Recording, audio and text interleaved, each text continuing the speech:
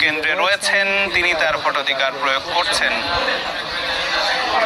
তাকে খুবই হাস্যোজ্জ্বল দেখাচ্ছে আদিক, এবং আমরা দেখতে পাচ্ছি খুব উচ্ছ্বাসের সাথে আসলে তারা খুবই স্বাভাবিক, কারণ এই অন্তর্বর্তীকালীন সরকারের প্রধান অধ্যাপক ডক্টর মোহাম্মদ ইউনূস এবং এই নির্বাচন আয়োজন তার জন্য একটা বড় ধরনের চ্যালেঞ্জ ছিল। সেটি আসলে তিনি করতে কতটুকু সক্ষম হয়েছেন, মানে সুষ্ঠুভাবে করতে সক্ষম হয়েছেন, সেটি হয়তো আজকে দিনের শেষে বলা যাবে। আমরা দেখতে পাচ্ছি আমাদের ক্যামেরার মাধ্যমে দর্শকদেরকে দেখানোর চেষ্টা করছি যে তিনি তার পছন্দের প্রার্থীকে ভোট দিয়ে সেই গোলাপি কাগজটি আসলে আমরা দেখতে পাচ্ছি, যেটা থেকে তিনি হাত উঁচিয়ে আসলে দেখাচ্ছেন একদম। এবং এই মাত্রই তিনি হা না ভোটের সেই গণভোটের পেপারটি মাত্রই আসলে ব্যালট বক্স প্রদান করলেন।